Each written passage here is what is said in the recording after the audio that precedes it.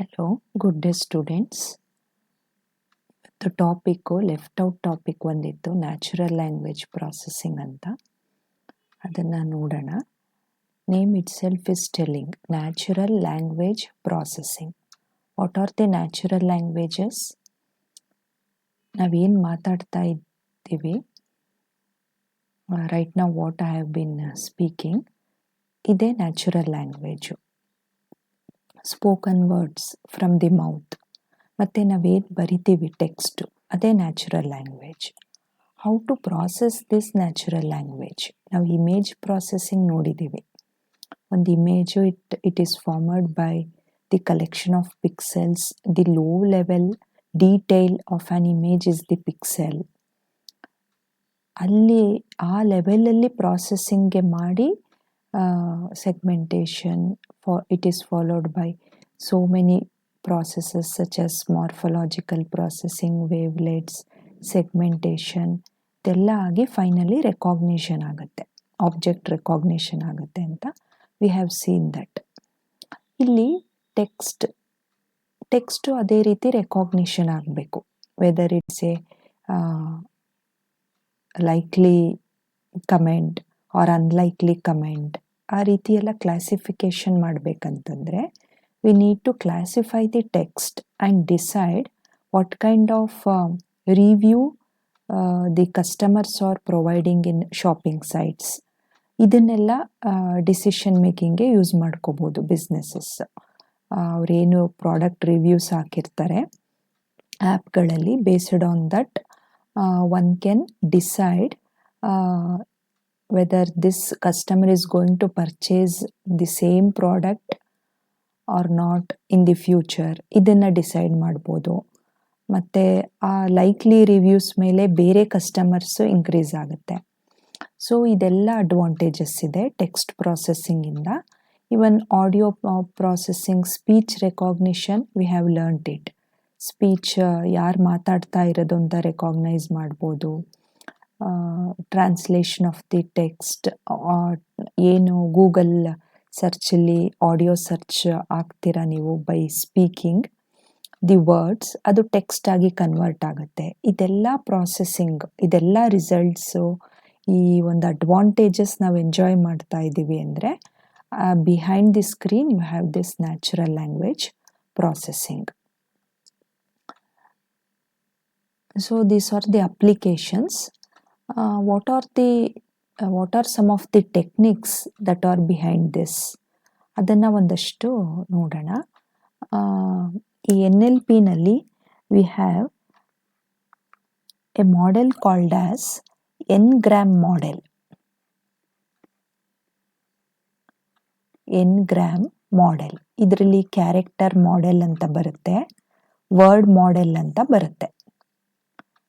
Character model ನಾನು share ಮಾಡಿರೋ ಅಂಥ ನೋಟ್ಸಲ್ಲಿ ನಿಮಗೆ ಸಿಗುತ್ತದು. ಕ್ಯಾರೆಕ್ಟರ್ ಮಾಡೆಲ್, ವರ್ಡ್ ಮಾಡೆಲ್ ಎರಡೂ. Another one is word model.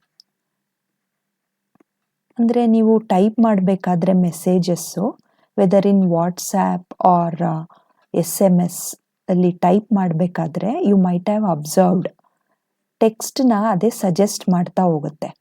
For example, ನೀವು ಹೌ ಅಂತ ಟೈಪ್ ಮಾಡಿದ್ದೀರಾ, ಆರ್ ಅನ್ನೋದು ನೆಕ್ಸ್ಟ್ ವರ್ಡು ನಿಮಗೆ ಅದೇ ಸಜೆಸ್ಟ್ ಮಾಡುತ್ತೆ. SMS ಆ್ಯಪ್ ಇರ್ಬೋದು ಅಥವಾ ನಿಮ್ಮ ವಾಟ್ಸ್ಆ್ಯಪ್ ಇರ್ಬೋದು. ಆರ್ ನೆಕ್ಸ್ಟು ಆರ್ ಟೈಪ್ ಮಾಡ್ಕೋತೀರಾ ಅಥವಾ ಅಲ್ಲೇ ಆಪ್ಷನ್ನು ನಿಮ್ಗೇನು ಬಂದಿರುತ್ತೆ ಅದರ ಮೇಲೆ you just click on that option, ಆಗ ಆರು ಅಲ್ಲಿ ಬಂದು ಕೂತ್ಕೊಳ್ಳುತ್ತೆ. ನೆಕ್ಸ್ಟ್ ವರ್ಡು ಯು ಅನ್ನೋದು ಅದೇ ಸಜೆಸ್ಟ್ ಮಾಡುತ್ತೆ. ನೀವು ಕ್ವಶನ್ ಮಾರ್ಕ್ ಹಾಕ್ಕೊಳ್ತೀರಾ. So how does it predicting? It's based on Ngram models.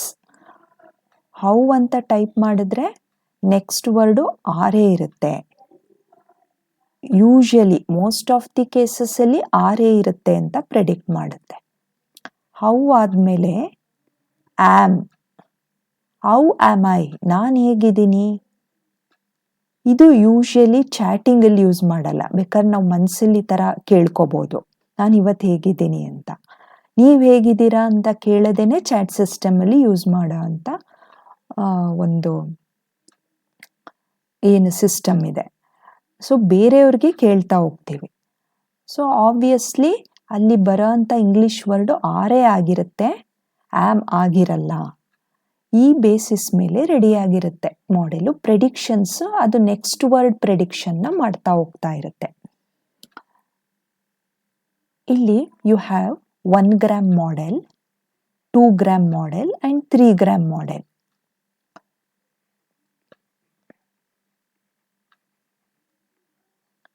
ಈ ರೀತಿ ಇರುತ್ತೆ. ನಾನು ಈಗ just what I told, in 1 gram model you do not have any history. Hello, how are you ಅನ್ನೋದು ಬಂದ್ಬಿಡುತ್ತೆ. ಹೆಲೋ ಹಾಕಿದ್ಮೇಲೆ ನೆಕ್ಸ್ಟು ಹೌ, ವಾಟ್ ಈ ಥರ ಬರ್ತಾ ಹೋಗುತ್ತೆ. This whole thing is in the hidden state here. Hello, how are you? In case of 2 gram, you have 1 word history. 1 word history ಅಂತಂದ್ರೆ next word ಮಾತ್ರ predict ಮಾಡುತ್ತೆ. That is, hello is 1 word, how are ನೀವು type ಮಾಡಿದ್ರೆ ಅದು next you ಅಂತ predict ಮಾಡುತ್ತೆ. ಇದು 1 gram. ಅದು ಪ್ರೆಡಿಕ್ಟ್ ಮಾಡ್ತಾ ಇರೋದೆಷ್ಟು, ಈ ಬಾಕ್ಸಲ್ಲಿ ಇರೋದಲ್ಲ, ಯು ಅಂತ ಮಾತ್ರ. ಹೆಲೋ, ಹೌ ಆರ್ ಯು ಮಾತ್ರ ಇದನ್ನು ಮಾತ್ರ ಪ್ರೆಡಿಕ್ಟ್ ಮಾಡ್ತಾ ಇದೆ. ಇಲ್ಲೇನಾಗ್ತಿದೆ, ಇದಿಷ್ಟು ಹಿಡನ್ ಸ್ಟೇಟಲ್ಲಿದೆ. Hello, how are you. Hello, how are ಅಂದರೆ ಇದು ಯು ಮಾತ್ರ ಪ್ರೆಡಿಕ್ಟ್ ಮಾಡ್ತಿದೆ. 3 ಗ್ರಾಮ್ ಮಾಡೆಲಲ್ಲಿ you have 2 word history. That is hello, how, ಇದಿಷ್ಟು ನೀವು ಟೈಪ್ ಮಾಡಿದ್ರೆ ಆರ್ ಯು ಇದನ್ನು ಕೊಡುತ್ತೆ. ಹೆಲೋ, ಹೌ ಹಾಕಿದ ತಕ್ಷಣ ನೆಕ್ಸ್ಟ್ ವರ್ಡ್ ಆರೇ ಇರುತ್ತೆ, ನೆಕ್ಸ್ಟ್ ವರ್ಡ್ ಯುನೇ ಇರುತ್ತೆ ಯೂಶುವಲಿ ಅಂತ ಪ್ರೆಡಿಕ್ಟ್ ಮಾಡುತ್ತೆ. In case of 4 gram model, hello ಮಾತ್ರ ಟೈಪ್ ಮಾಡಿರ್ತೀರ ನೀವು. ಹಿಂದೆ ಎಲ್ಲ ಚಾಟ್ಸಲ್ಲಿ ಕಂಟಿನ್ಯೂಸ್ ಆಗಿ ಹೌ ಆರ್ ಯು ಅಂತ ಹಾಕಿರ್ತೀರ. ಅದನ್ನು ಮೆಮೊರಿನಲ್ಲಿ ಸ್ಟೋರ್ ಮಾಡ್ಕೊಂಡಿರುತ್ತಲ್ಲ, ಆ ಬೇಸಿಸ್ ಮೇಲೆ whenever you type hello on SMS app or WhatsApp, ಅದು ಇದಿಷ್ಟು ಹೌ ಆರ್ ಯು ಅನ್ನೋದು ಅದಷ್ಟು ಟೆಕ್ಸ್ಟು ಅದೇ ಪ್ರೆಡಿಕ್ಟ್ ಮಾಡಿ ಕೊಟ್ಬಿಡುತ್ತೆ ಇದಿಷ್ಟು.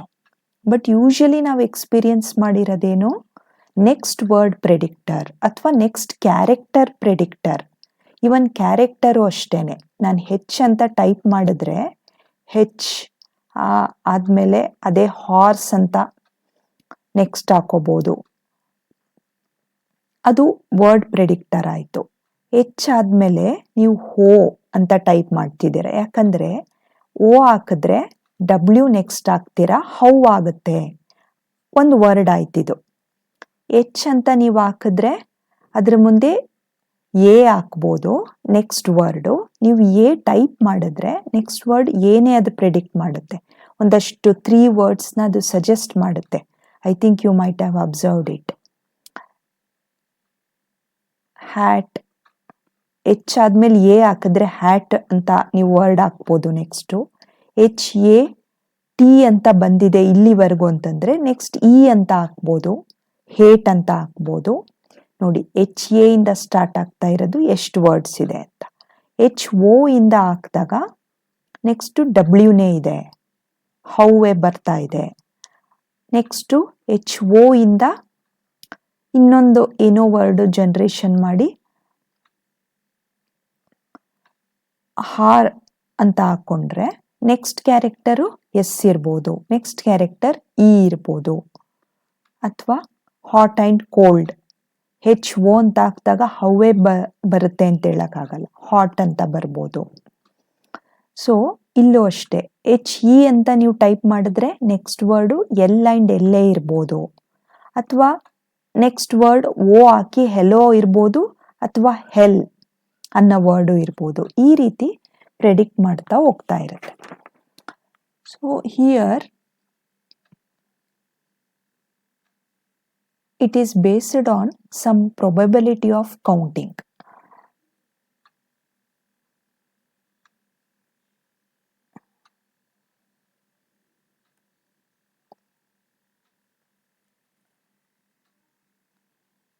I'll move on to some corpus database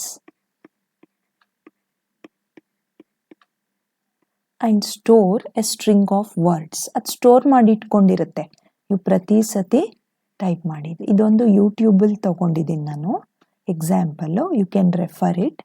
I am Amit ಅಂತ ಒಂದು ಸೆಂಟೆನ್ಸ್ ಇದೆ. ಐ ಲೈಕ್ ಕಂಪ್ಯೂಟರ್ ಅಂತ ಇನ್ನೊಂದು ಸೆಂಟೆನ್ಸ್ ಇದೆ. Next do Amit like computer.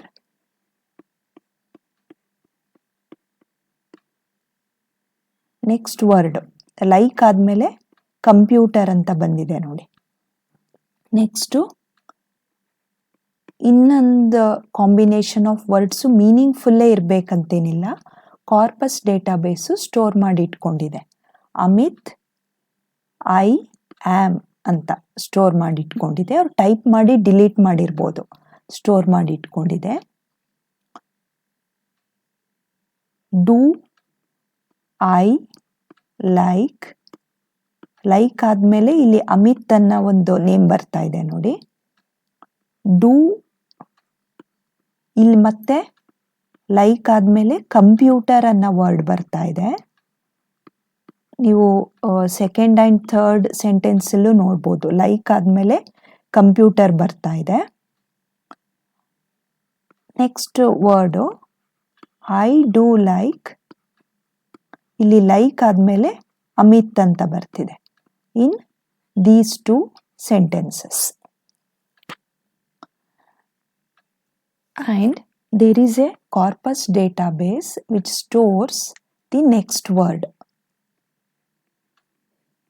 Corpus ಡೇಟಾಬೇಸಲ್ಲಿ based on previous learning it has stored all these sentences.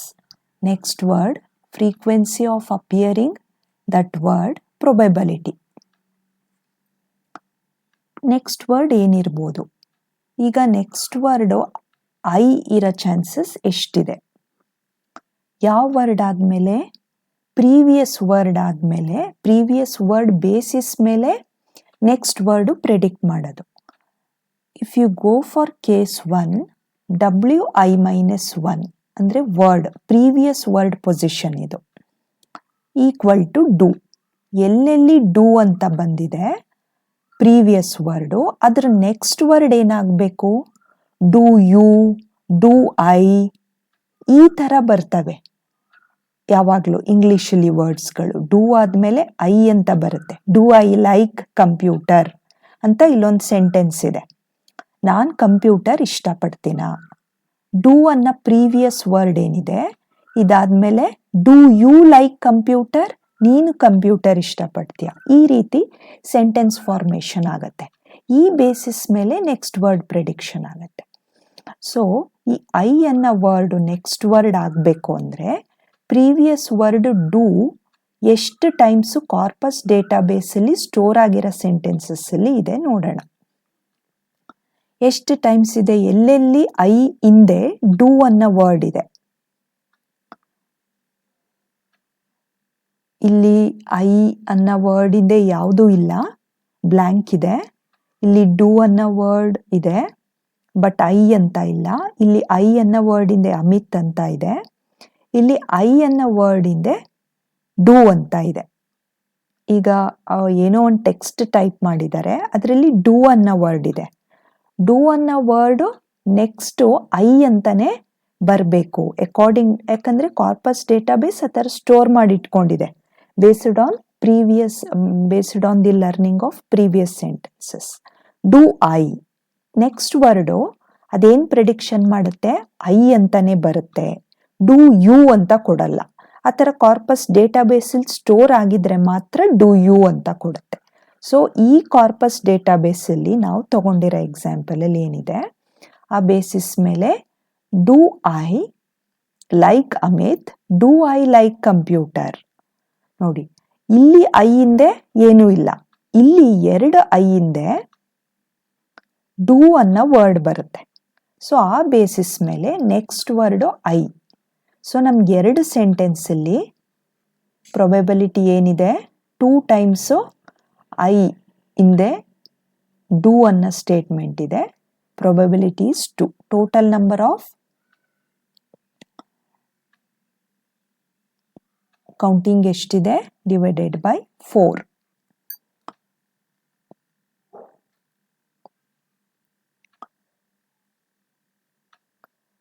ಎಷ್ಟು ವರ್ಡ್ಸ್ ಇದೆ, do I like Amit, do I like computer 4 ಇದೆ. So 2 times probability 2 times appear ಆಗಿದೆ. Next am ಅನ್ನೋ word, next word am ಅನ್ನೋ chances ಎಷ್ಟಿದೆ, ಅದರಿಂದ ಹಿಂದಿನ ವರ್ಡ್ ಡೂ ಅಂತಾನೆ ಆಗಿರಬೇಕು. That is WI-1. ಡೂ ಪಕ್ಕ ಆಮ್, ಯಾವುದಾದ್ರೂ ವರ್ಡ್ ಆ ಥರ ಇದೆಯಾ, ಚಾನ್ಸೇ ಇಲ್ಲ. Because according to English grammar do ಪಕ್ಕ ಯೂನೇ ಬರುತ್ತೆ. Do you, how do you do, how do I like, ಈ ಥರ ವರ್ಡ್ಸ್ಗಳೇ ಬರುತ್ತೆ. ಐ, ಯು, ಇದೇನು ವರ್ಬ್ಸ್ ಇದೆ, ಈ ವರ್ಬ್ಗಳು ಡೂ ಆದಮೇಲೆ ಬರುತ್ತೆ. ಡೂ ಆದಮೇಲೆ ಆಮ್ ಅನ್ನೋ ವರ್ಡು ಐ ಆಮ್ ಅನ್ನೋ ಜೊತೆಗೆ ಯೂಸ್ ಮಾಡ್ತೀವಲ್ಲ, ಅದು ಬರೋ ಚಾನ್ಸ್ ಇಲ್ಲ. ನೀವೆಲ್ಲ ಸೆಂಟೆನ್ಸು ಅಬ್ಸರ್ವ್ ಮಾಡ್ಬೋದು. So probability is 0 for this. Next ಹಿಂದಿನ ವರ್ಡು ಡೂ ಅಂತಾನೆ ಆಗಿರಬೇಕು. ನೆಕ್ಸ್ಟ್ ವರ್ಡು ಅದು ಕಂಪೇರ್ ಮಾಡ್ತಾ ಹೋಗುತ್ತೆ ಈ ರೀತಿ. ಅಮಿತ್ ಅನ್ನೋ ವರ್ಡು ನೆಕ್ಸ್ಟ್ ಅಮಿತ್ ಅಂತ ವರ್ಡು ಟೈಪ್ ಮಾಡ್ತಾರ ಅಂತ ಪ್ರೆಡಿಕ್ಷನ್ ಮಾಡಬೇಕು. ಡೂ ಆದಮೇಲೆ ಅಮಿತ್ ಅನ್ನೋದು ಈ 3rd ಲೈನಲ್ಲಿದೆ. Do Amit like computer, do ಆದಮೇಲೆ ಇನ್ಯಾವುದೂ ಇಲ್ಲ. There is a probability of 1/4. Next do ಆದಮೇಲೆ ಡೂ ಅಂತಾನೆ ವರ್ಡು ಎಷ್ಟು ಟೈಮ್ಸ್ ಅಪಿಯರ್ ಆಗಿದೆ, ಆ ಥರ ನೋಡಕ್ ಹೋದ್ರೆ ಡೂ ಆದಮೇಲೆ ನೆಕ್ಸ್ಟ್ ವರ್ಡು ಇಂಗ್ಲೀಷಲ್ಲಿ ಡೂ ಅಂತಾನೆ ಮತ್ತೆ ಟೈಪ್ ಮಾಡಲ್ಲ. ಇಲ್ಲಿ ಏನೋ ಒಂದು ಬಂದಿರಬೇಕಲ್ಲಿ ಪ್ರೆಡಿಕ್ಷನ್ನು, ಕಾರ್ಪಸ್ ಅದನ್ನು ಸ್ಟೋರು ಮಾಡ್ಕೊಳ್ಳಲ್ಲ. ಸೊ ಅದು 0 ಚಾನ್ಸಸ್ ಇದೆ. ನೆಕ್ಸ್ಟು ಡೂ ಆದಮೇಲೆ ಕಂಪ್ಯೂಟರ್ ಅನ್ನೋದು it's a again I you ರೀತಿ ಇಟ್ಸ್ ವರ್ಬ್. ಡೂ ಆದಮೇಲೆ ಕಂಪ್ಯೂಟರ್ ಅನ್ನೋ ವರ್ಡು ಬರೋ ಚಾನ್ಸಸ್ಸೇ ಇಲ್ಲ. ಅಲ್ಲಿ ಏನಿದ್ರು ಐ ಆಮ್ ಈ ರೀತಿನೇ ಕಾರ್ಪಸ್ ಸ್ಟೋರ್ ಮಾಡಿದೆ. ಇಂಗ್ಲಿಷ್ ಸ್ಟ್ಯಾಂಡರ್ಡಲ್ಲೂ ಅದೇ ರೀತಿ ಬರುತ್ತೆ. ಸೊ ಡೂ ಕಂಪ್ಯೂಟರ್ ಇದು ಬರೋ ಚಾನ್ಸ್ ಇಲ್ಲ. ಪ್ರೊಬೆಬಿಲಿಟಿ 0. ನೆಕ್ಸ್ಟ್ ವರ್ಡ್ ಡೂ ಆದಮೇಲೆ ಲೈಕ್ ಎಷ್ಟು ಸತಿ ಬಂದಿದೆ. ಡೂ ಆದಮೇಲೆ ಲೈಕು ಬರೋ ಚಾನ್ಸಸ್ ಇಲ್ಲ. ಡೂ ಆದಮೇಲೆ ಐ ಡೂ ಲೈಕ್ ಅಂತ ಇದೆ ಇಲ್ಲಿ. I do like computer, I do like Amit ಅಂತ ಇದೆ. ಇನ್ ಬಿಟ್ವೀನ್ ಬರ್ತಾ ಇದೆ. ಇದೇ ಫಸ್ಟ್ ಅಥವಾ ಸೆಕೆಂಡ್ ವರ್ಡ್ ಆದಾಗ do like, do you like ಅಂತ ಬರುತ್ತೆ, ಡೂ ಲೈಕ್ ಅಂತ ಬರಲ್ಲ. ಬಟ್ ಇನ್ ಬಿಟ್ವೀನ್ ಇಲ್ಲಿ ಒಂದಿದೆ ನಿಮಗೆ, I do like Amit. So there is a probability of 1. So ಇಲ್ಲಿ ಹೈಯೆಸ್ಟ್ ಪ್ರೊಬೆಬಿಲಿಟಿ ಯಾವುದ್ರದ್ದಿದೆ, you have a highest probability of do I. I ಅನ್ನೋದು 2 ಟೈಮ್ಸ್ ಅಪಿಯರ್ ಆಗಿದೆ. So it has got highest probability. So next word ಏನು ಮಾಡುತ್ತೆ, corpus database ಈ ಥರ processing ಮಾಡಿ ನೀವು ವೆನೆವರ್ ಯು ಟೈಪ್ ಡೂ ಅಂತ ಟೈಪ್ ಮಾಡಿದಾಗ ನೆಕ್ಸ್ಟ್ ವರ್ಡು ಐ ಅಂತಾನೆ ಪ್ರೆಡಿಕ್ಟ್ ಮಾಡುತ್ತೆ. ಈ ಚಾನ್ಸು ಜಾಸ್ತಿ ಇರುತ್ತೆ. This is a case of ngram model.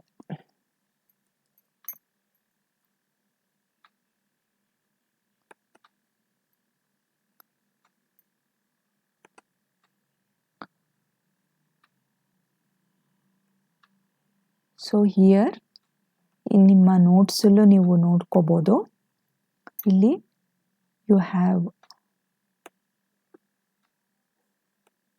This language model ಅಂತ ಒಂದು ರೆಫರೆನ್ಸ್ ಟೆಕ್ಸ್ಟ್ ಶೇರ್ ಮಾಡಿದ್ದೀನಲ್ಲ, ಅದರಲ್ಲಿ ಈ ಪ್ಯಾಟ್ರನ್ ಫಾಲೋ ಆಗುತ್ತೆ. ಲ್ಯಾಂಗ್ವೇಜ್ ಮಾಡೆಲ್ಸ್ ಅಂತ ಇದೆ, ನೋಡ್ಕೋಬೋದು ನೀವು. ಅದರಲ್ಲಿ ಸೆಕೆಂಡ್ ಪೇಜಲ್ಲಿ ನಿಮಗೆ ಎನ್ಗ್ರಾಮ್ ಕ್ಯಾರೆಕ್ಟರ್ ಮಾಡೆಲ್ಸ್ ಅಂತ ಬರುತ್ತೆ. It is based on these things only.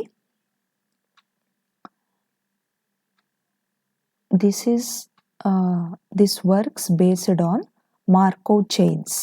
N ಅಂದರೆ ಕರೆಂಟ್ ವರ್ಡ್ ಅಥವಾ ಕರೆಂಟ್ ಕ್ಯಾರೆಕ್ಟರ್ ಅಂದ್ಕೊಳ್ಳಿ. n-1 ಪ್ರೀವಿಯಸ್ ಕ್ಯಾರೆಕ್ಟರ್ ಅಥವಾ previous word. Ngram character models it is defined as Markov chain of order n-1.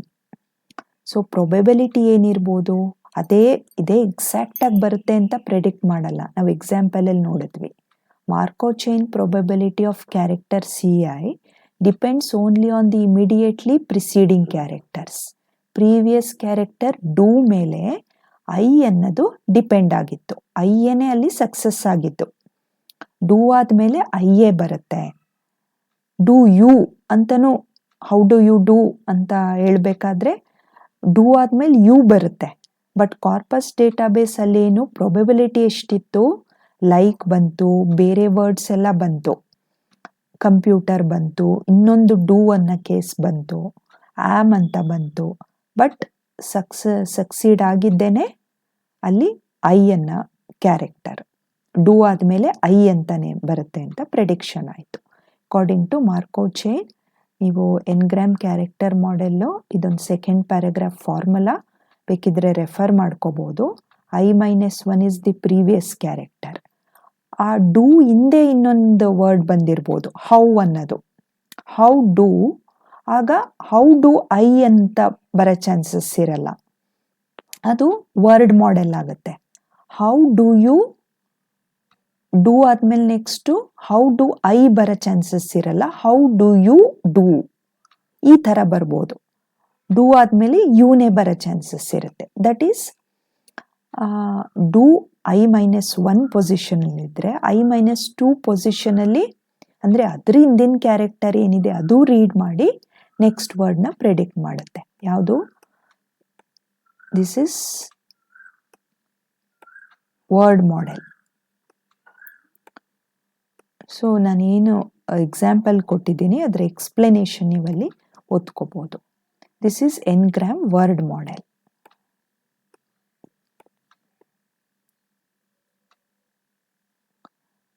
Next, we have text classification. Text classification ಹೇಗಾಗುತ್ತೆ? What is text classification? It is also known as categorization. Given a text of some kind, decide which of a predefined set of classes it belongs to. It is used in sentiment analysis and spam detection. Movie reviews, product ರಿವ್ಯೂಸ್ಗೆ positive ಅಥವಾ negative review ಬಂದಿದೆಯಾ, mail ಸ್ಪ್ಯಾಮ not ಸ್ಪ್ಯಾಮ, ಇದನ್ನು detection ಮಾಡೋದಕ್ಕೆ use ಮಾಡೋ ಅಂಥ ಒಂದು methodology text classification. ಯಾವ basis ಮೇಲೆ ಮೇಲ್ ಬಂದಿರೋ ಅಂಥದ್ದು spam R not spam?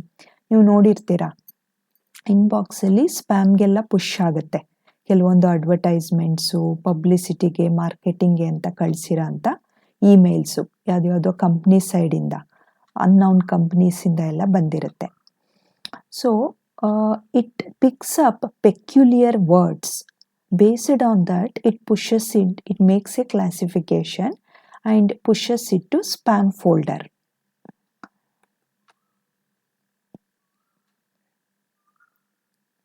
You can observe the words. ಯಾವ ರೀತಿ ವರ್ಡ್ಸ್ ಇದೆ ಹಾಗಾದರೆ? Spam, wholesale fashion watches, 57% offer today, designer watches for cheap ಅಂತ ಇಲ್ಲೊಂದು ಸೆಂಟೆನ್ಸ್ ಇದೆ. And you can buy, we can treat anything you suffer from, just trust us. ಈ marketing ಮಾಡೋರು ಪಬ್ಲಿಸಿಟಿಗೆ, ಅವ್ರ ಕಂಪನಿ ಅಥವಾ ಪ್ರಾಡಕ್ಟ್ ಪಬ್ಲಿಸಿಟಿಗೆ ನಿಮ್ಗೆ ಇಮೇಲ್ ಕಳಿಸೋರು ಈ ರೀತಿ ವರ್ಡ್ಸ್ಗಳನ್ನ ಫ್ರೀಕ್ವೆಂಟಾಗಿ ಯೂಸ್ ಮಾಡ್ತಾರೆ. ಸೊ ನಿಮ್ಮ ಒಂದು ಮಾಡೆಲ್ಲು ಕ್ಲಾಸಿಫೈ ಮಾಡುತ್ತೆ based on these texts and pushes it to spam folder. ಇಲ್ಲಿದೆ ನೋಡಿ, ವರ್ಡ್ ಎನ್ಗ್ರಾಮ್ಸ್ ಸಚ್ ಆಸ್, ಯಾವ ರೀತಿ words for cheap, you can buy it for cheap rate, designer watches for cheap rate. ಮತ್ತು you can buy ಅಂತ ಒಂದು sentence ಇದೆ. You can buy ಅಂದಾಗ cheap rate, you deserve this,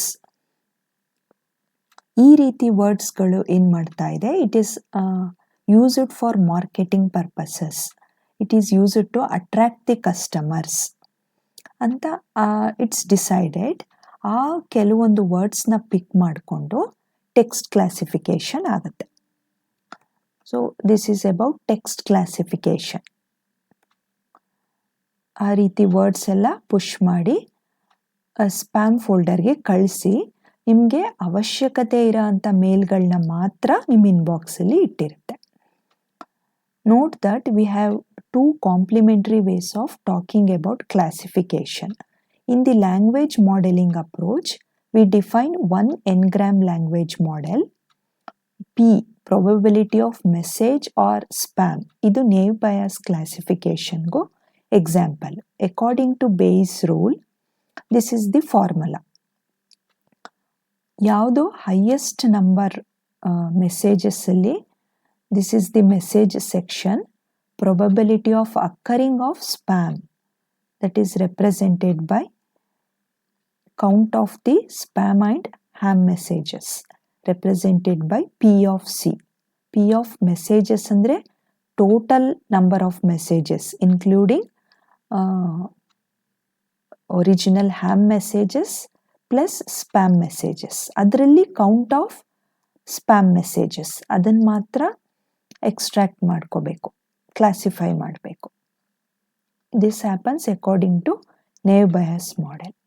if you want you can, there are some more examples of how it performs this classification, ನೀವು refer ಮಾಡ್ಕೋಬೋದು. There is another method of text classification, that is by data compression. ಇದರಲ್ಲಿ the text ನಿಮ್ಗೇನು ಕಾಣಿಸ್ತಾ ಇದೆ screen ಮೇಲೆ, ಈ text might be compressed to this.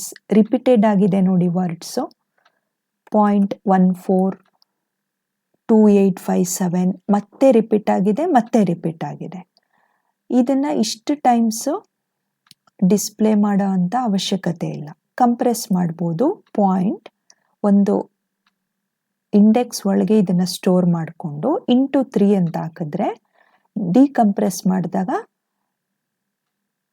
ಅದು decode ಆಗಿ ಸೇಮ್ ನಂಬರು ಡಿಸ್ಪ್ಲೇ ಆಗುತ್ತೆ. So this is another way of text classification. The LZW algorithm in particular directly models a maximum entropy probability distribution. The compression algorithm here used is LZW algorithm.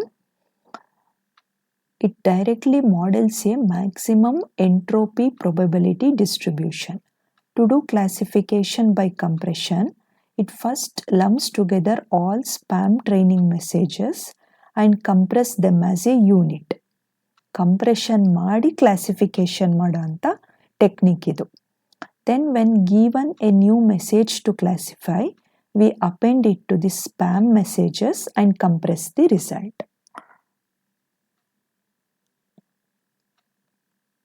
We also append it to ham and compress that. Whichever class compresses better adds fewer number of additional bytes for the new message in the predicted class. Next topic is information retrieval. ಅದು text classification ಆಯಿತು. Spam and ham example, how does it pushes it to spam folder. another technique was LZW algorithm. ಎಲ್ಲಾನು compress ಮಾಡಿಕೊಂಡು including both spam and ham messages. Spam category ಅಥವಾ ham category ಹೇಗೆ decide ಮಾಡುತ್ತೆ ಅಂದರೆ, ಎಲ್ಲಿ compression rate score ಏನಿದೆ, ಯಾವ compression rate ಚೆನ್ನಾಗಾಗಿದೆ ಸ್ಪ್ಯಾಮ್ ಅಥವಾ ಹ್ಯಾಮಲ್ಲಿ, it adds few number of additional bytes for that predicted class. Few number of additional bytes add ಆಗಿದೆ ಅಂದರೆ, idea is that spam message will tend to share dictionary entries with other spam messages and thus will compress better. Dictionary entries extra ಇರುತ್ತೆ spam messages ಅಲ್ಲಿ, it leads to better compression.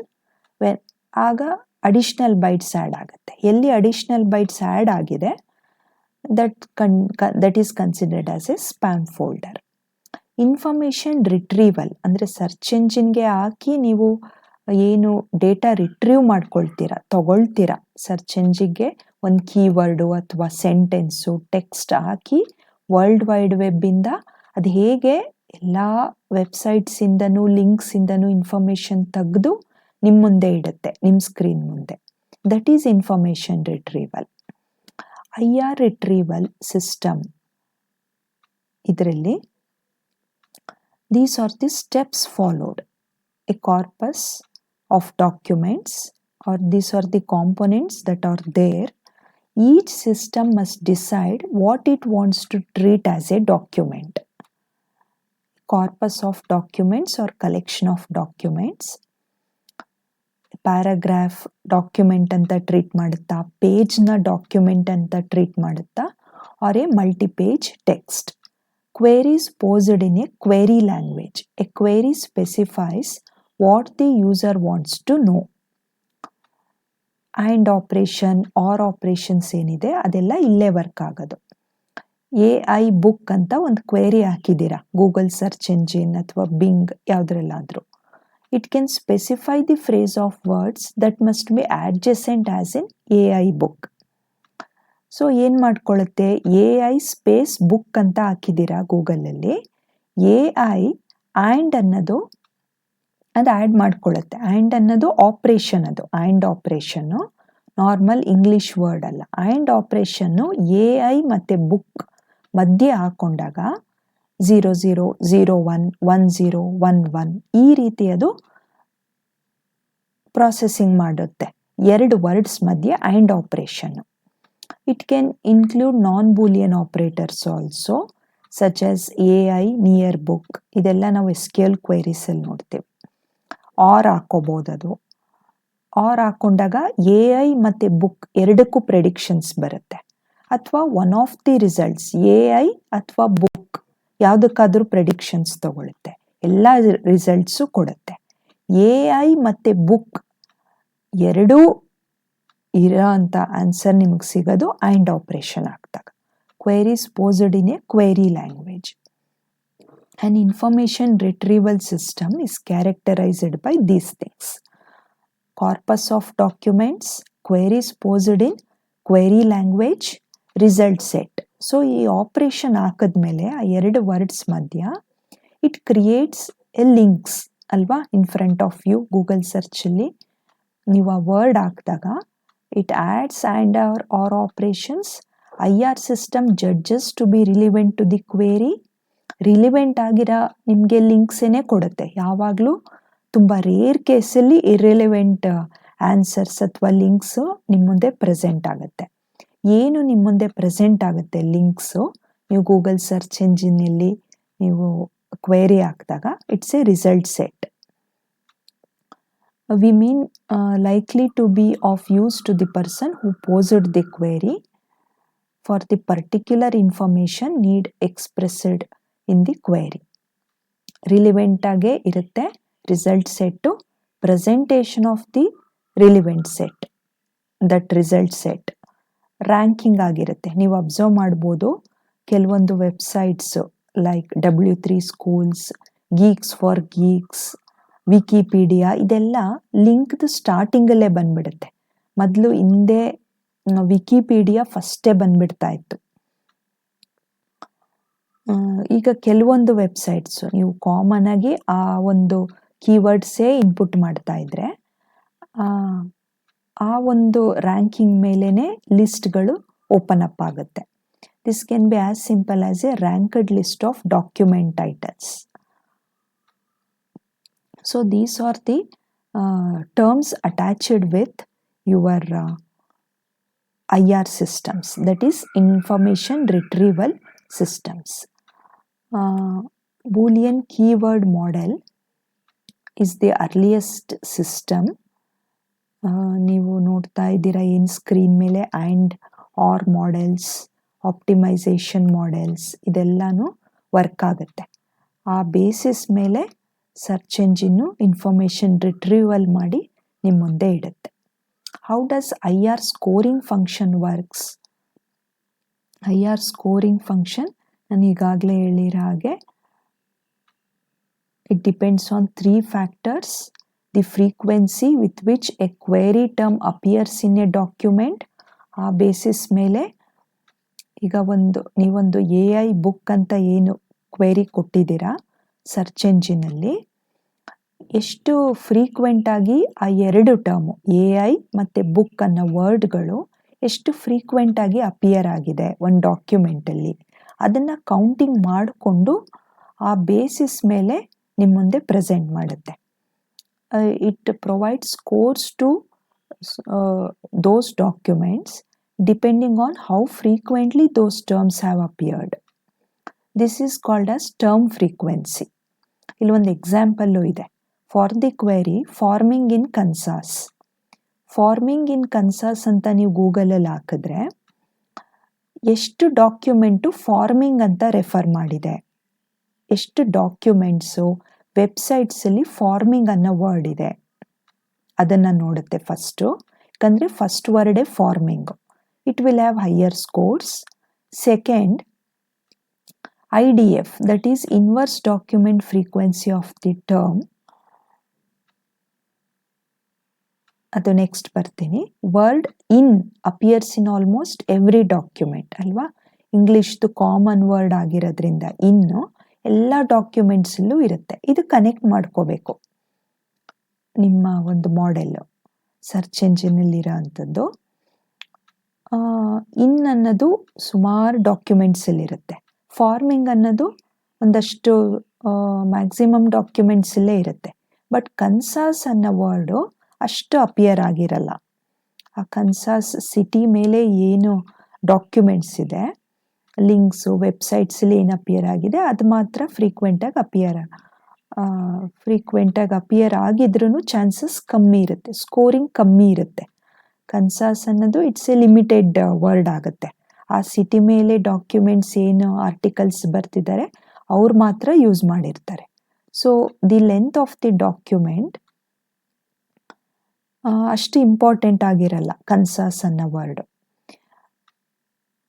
A million word document will ಪ್ರೊಬೆಬಲಿ mention all the query words but may not actually B about the query.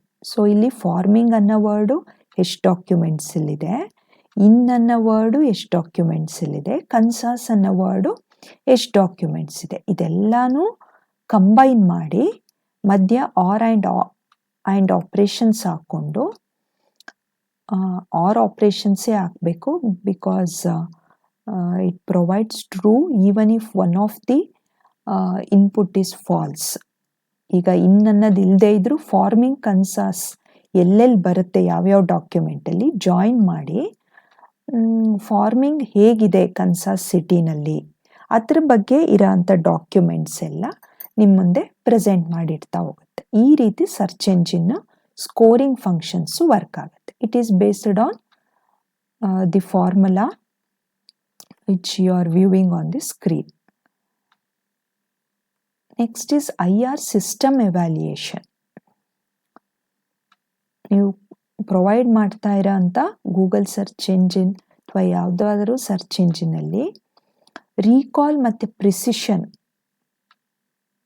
Calculate ಮಾಡಿ based on for those words it provides you with lists.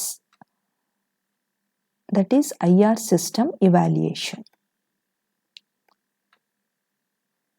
The IR system refinements ಅಲ್ಲಿ suppose adding ಅನ್ನೋ word ಹಾಕಿದ್ದೀರಾ ನಿಮ್ಮ search engine ಸೆಂಟೆನ್ಸಲ್ಲಿ. ಆ್ಯಡಿಂಗಲ್ಲಿ ING, added, ED ಅಂತ add ಆಗಿದ್ರೆ ಅದೆಲ್ಲನೂ ರಿಮೂವ್ ಮಾಡಿಕೊಂಡು ನಿಮಗೆ ಆ್ಯಡ್ ಅನ್ನೋ ವರ್ಡ್ ಎಲ್ಲೆಲ್ಲಿ ಅಪಿಯರ್ ಆಗಿದೆ ಆ ಒಂದು ಡಾಕ್ಯುಮೆಂಟ್ಸ್ ಮಾತ್ರ ಪ್ರೆಸೆಂಟ್ ಆಗಬೇಕು. ಇಲ್ಲಿ ಒಂದು IR ರಿಫೈನ್ಮೆಂಟಲ್ಲಿ ಒಂದು ಎಕ್ಸಾಂಪಲ್ ಕೊಟ್ಟಿದ್ದಾರೆ. ಕೌಚ್ ಅನ್ನೋ ವರ್ಡು ಸರ್ಚ್ ಎಂಜಿನಲ್ಲಿ ಹಾಕ್ತೀರ. ಕೌಚ್ ಅನ್ನೋ ವರ್ಡು ಎಷ್ಟು ಡಾಕ್ಯುಮೆಂಟ್ ಅಲ್ಲಿ ಅಪಿಯರ್ ಆಗಿದೆ ಅಲ್ಲೆಲ್ಲಾನು ಕೌಚಸ್, ಕೌಚಿಂಗ್ ಈ ಥರ ಎಲ್ಲ ವರ್ಡ್ಸ್ ಇರುತ್ತೆ. Removing of these words by using stemming algorithm, ಕೌಚಸ್ ಅಥವಾ ಕೌಚಿಂಗ್ ಅನ್ನೋ ವರ್ಡ್ ಇರ್ಬೋದು, ING ಇರ್ಬೋದು, ಈ ಥರ ವರ್ಡ್ಸ್ ಎಲ್ಲ ರಿಮೂವ್ ಮಾಡಿ ಬೇಸಿಕ್ ಕೌಚ್ ಅನ್ನೋ ವರ್ಡ್ ಮಾತ್ರ ಎಲ್ಲಿರುತ್ತೆ. The equivalent word for couch is sofa also.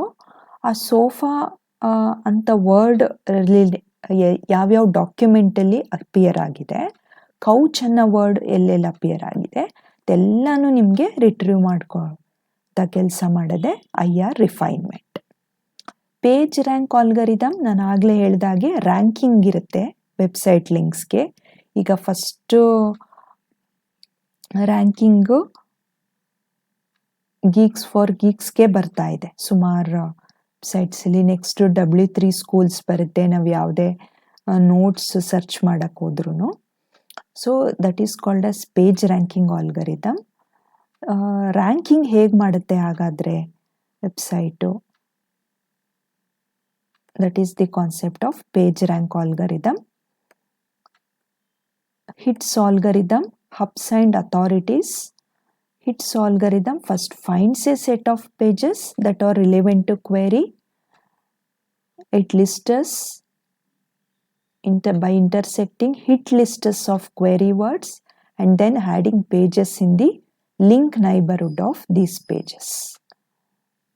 It calculates authority on the query to the degree that other pages in the relevant set point to ಎಷ್ಟು authoritative ಆಗಿ ಆ word use ಆಗಿದೆ ಆ basis ಮೇಲೆ authority calculation, probability calculation ಮಾಡಿ hub ಅಂತಂದರೆ to the degree it points to other authoritative pages. Links ಎಷ್ಟು create ಆಗಿದೆ ಆ ವರ್ಡ್ಗೆ ಅದನ್ನು ನೋಡಿಕೊಂಡು it works hits algorithm. Question answering system, this is another approach. ಇದರಲ್ಲಿ ಜಾನ್ ವಿಲ್ಕ್ ಇಲ್ಲೊಂದು ಸೆಂಟೆನ್ಸ್ ಇದೆ, ಹೂ ಕಿಲ್ಲೆಡ್ ಅಬ್ರಹಾಂ ಲಿಂಕನ್ ಅಂತ ನೀವೊಂದು ಕ್ವೆರಿ ಹಾಕ್ತೀರಾ ಸರ್ಚ್ ಎಂಜಿನ್ಗೆ. ಕಿಲ್ಲೆಡ್ ಅಂತ ಅಂದರೆ it may be mentally killing also, physical killing also. So ಒಂದು ಸೆಂಟೆನ್ಸ್ ಇರ್ಬೋದು, John Wilkes Booth altered history with a bullet, he will forever be known as the man who ended Abraham Lincoln's life. ಅಂದರೆ ಇಲ್ಲೇನು ಒಂದು ರೀತಿ virtually or spiritually as killed with Abraham Lincoln with his bullet since he has altered the history ಅನ್ನೋ ರೀತಿ ಅರ್ಥನೂ ಬರ್ತಿದೆ. ಇದನ್ನೆಲ್ಲ alterations ಮಾಡಿ ನಿಮ್ಮ ಮುಂದೆ ಪ್ರಾಪರ್ ಲಿಂಕ್ಸ್ನ ಇಡಬೇಕು. That is the task of this question answering methodology of information retrieval. Information extraction is the process of acquiring knowledge by skimming text and looking for occurrences of a particular class of object and for relationship among objects. ಇದರಲ್ಲಿ finite state information extraction, probabilistic models for information extraction, conditional random fields, ಮತ್ತು ontology extraction from large corpora ಅಂತ ಈ ಮೆಥಡ್ಸ್ಗಳಿದ್ದಾವೆ. ಯಾವ್ದಾದ್ರು ಒಂದು method ತಿಳ್ಕೊಂಡು you can prepare yourself well.